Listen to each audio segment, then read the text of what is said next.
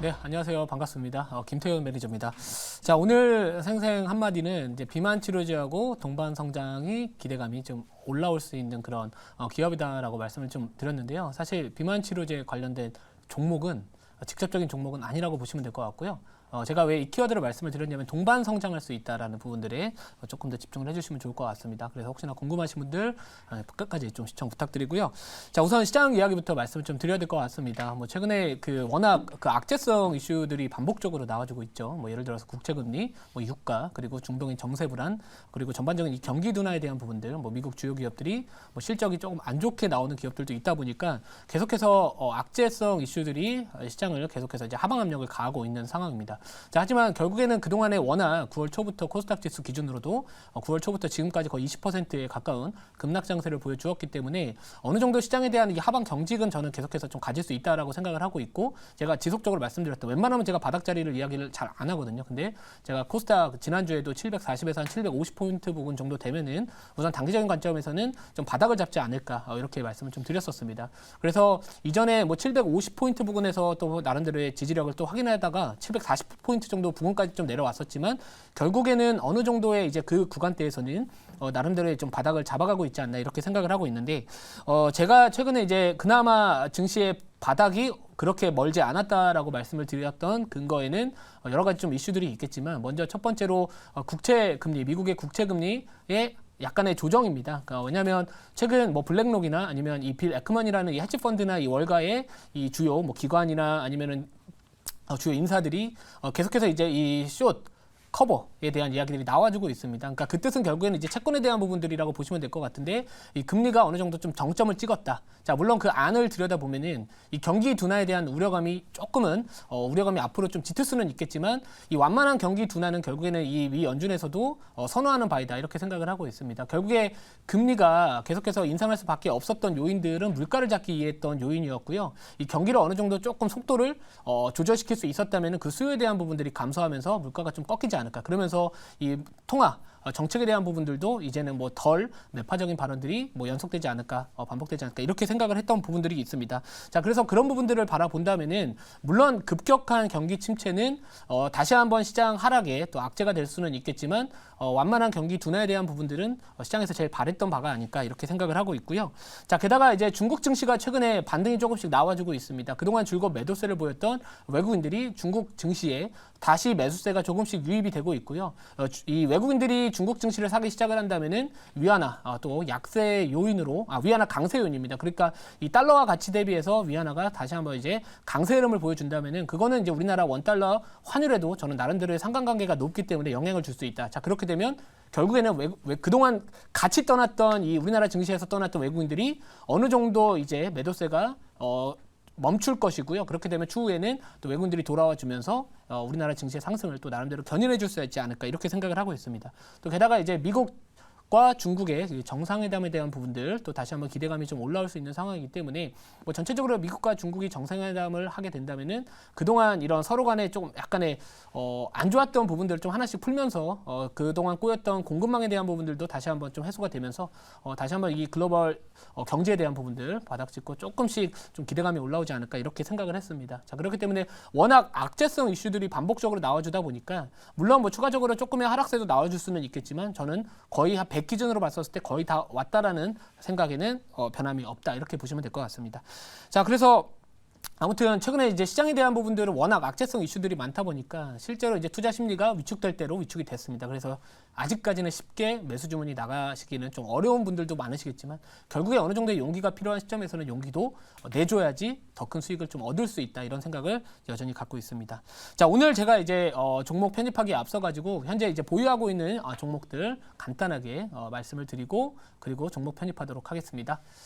자, 이제 종목들 보시면은요, 이제 넥스트 칩을 제외하고는요, 전반적으로 시장이 상당히 좀 어려움에도 불구하고 나름대로 지금 매수가 부근에서 등락을 반복을 하고 있습니다. 뭐 실제로 글로벌 텍스프리 같은 경우에도 이제 그 오늘 이 중국 관련된 종목들 있죠. 소비 관련된 종목들이 또 나름대로 잘 버텨주고 있습니다. 뭐 실제로 이 롯데관광개발 같은 경우에도 뭐 최근에 그 중국과 이제 제주도를 오가는 그 전세기가 이제 운항이 시작될 것이다. 그래서 뭐 제일 큰 수혜가 기대된다. 이런 이야기들 나와주고 있고요. 또 이 관군제에 대한 이런 기대감, 좀 여러 가지 이 소비에 대한 부분들이 다시 한번 조금씩 올라오고 있는 상황이기 때문에 결국에 이 글로벌 텍스 프리 같은 경우에도 이전에 중국 단체 관광 수혜 대장주로서 또 역할을 했던 만큼 뭐 오늘도 또 양호한 모습을 보여주고 있다. 그래서 과대낙폭주, 지금 시장은 제가 과대낙폭주 위주로 트레이딩을 해야지 어느 정도 좀 하방 경직을 가질 수 있으면서 시장보다 좀 버틸 수 있으면서 오히려 시장 반등 나올 때 수익을 얻을 수 있다. 이런 논리로 좀 접근을 했었는데 아무튼 글로벌 텍스 프리 뭐 시장 이 변동성 흐름을 겪음에도 불구하고 여전히 좀 수익 중에 있고요. 뭐 오리콘 같은 경우에도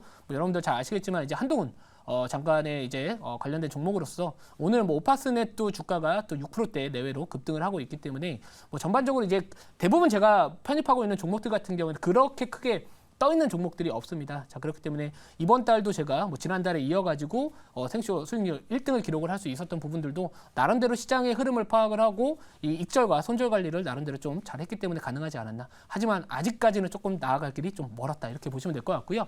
자, LIG넥스원 같은 경우에는 지난주 금요일에 실적이 좀 안 좋게 나왔습니다. 안 좋게 나오면서 주가가 급락을 좀 했었지만 결국에 제가 말씀드렸듯이 이 방산 쪽 관련해가지고는 최근에 이 중동 정세 불안뿐만 아니라 이 사우디와 이제 한국의 이 방산 쪽에 대한 사우디가 관심을 많이 갖고 있는데 거기서 천궁 이 관련해서 관심이 많은 상황입니다. 자, 그렇기 때문에 뭐 동유럽에 대한 부분들 관심도 우리나라 K방산에 여전히 관심도가 높은 만큼 지금 시장에서는 나름대로 해지성 업종이다라고 생각을 하고 있기 때문에 편입을 했었고 뭐 지금도 여전히 뭐 큰 수익은 아니겠지만 어느 정도의 좀 수익권에 있다. 그리고 뭐 꿈비 같은 경우에는 이제 저출산 쪽 관련해가지고 좀 아직까지 뭐 크게 부각받지는 못하고는 있지만 제가 밑에 깔아둔 종목이잖아요. 그래서 다시 한번 좀 트레이딩 관점에서 올라오면은 1차 목표가 도달하면 매도하겠다 이렇게 말씀드리고요. 자, 마지막으로 펨트론입니다. 반도체 관련해가지고 오늘은 다소 시장의 반등보다는 좀 쉬어가고는 있지만 그래도 제가 봤을 때 반도체 쪽은 조금씩 계속 바라봐도 나쁘지 않다. 저는 이렇게 말씀드릴게요. 좀 시간적인 여유가 좀 없다 보니까 추후에 공개방송 통해서 말씀드리겠습니다. 자, 오늘 편입할 종목은 사실 이제 비만 치료제 관련된 종목은 아니고요. 현재가부터 말씀을 드리도록 하겠습니다. 깔아둘 겁니다. 저는 이제 최근에는 좀 따라붙는 매매 안 하려고 하고 있고요. 현재가는 23,900원이고 종목명은 아이센스지만 가격은 23,300원에 깔아두도록 하겠습니다. 그리고 종가로 만약에 체결되지 않으면 종가 체결은 하지 않도록 하겠습니다. 자, 이 종목 같은 경우에는 이 연속 혈당 측정기 관련된 기업이다라고 보시면 될 것 같습니다.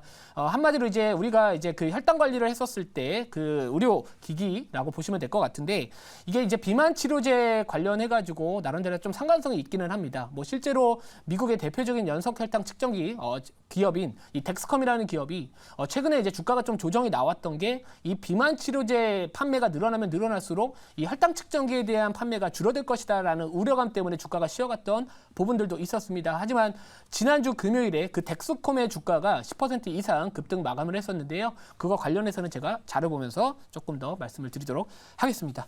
자, 자료 볼게요.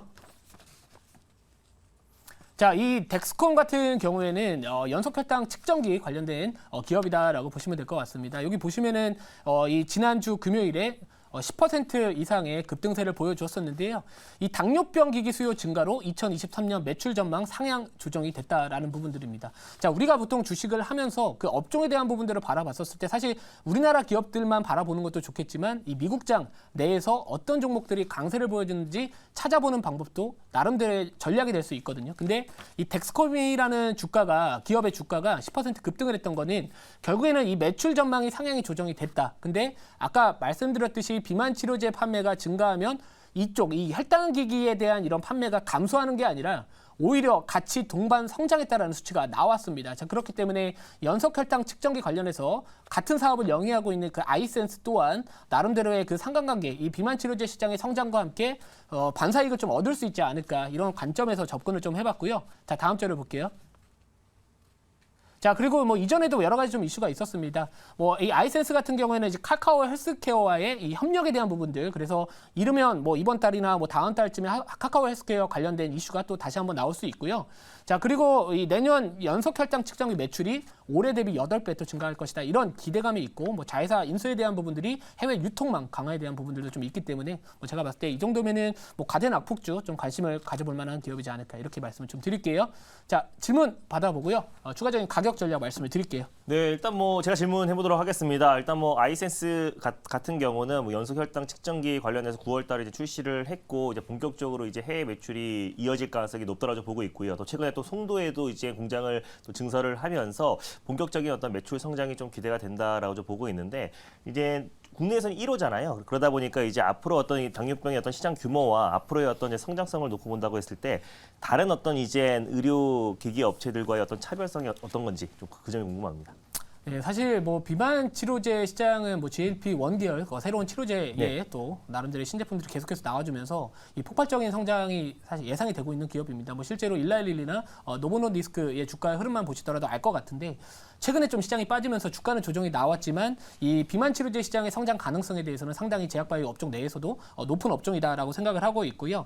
왜 그러면 이 연속혈당 측정기가 우리한테 이렇게 어떻게 보면 기대감을 좀 불러일으킬 수 있느냐 이렇게 생각하실 것 같은데 사실 이제 비만 치료제 판매가 많이 되면은 이 건강 관리에 대한 부분들이 좀 앞으로도 계속해서 좀 관심도가 늘어날 것이다. 근데 이 혈당 쪽 관련해 가지고 전광판 역할을 좀 할 수 있다라고 합니다. 그러니까 우리가 비만 치료제를 먹는다라는 부분들은 결국에 그쪽에 대한 관심이 많아지고 있음을 의미를 하고요.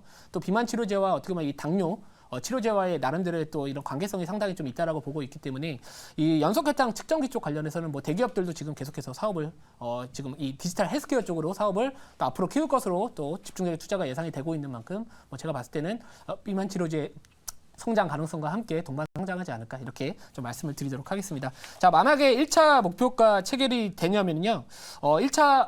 그 매수가 체결되면은 1차 목표가는 24,500원 말씀을 드리고요. 2차 목표가는 25,500원 그리고 손절가는 21,000원 말씀을 드리도록 하겠습니다.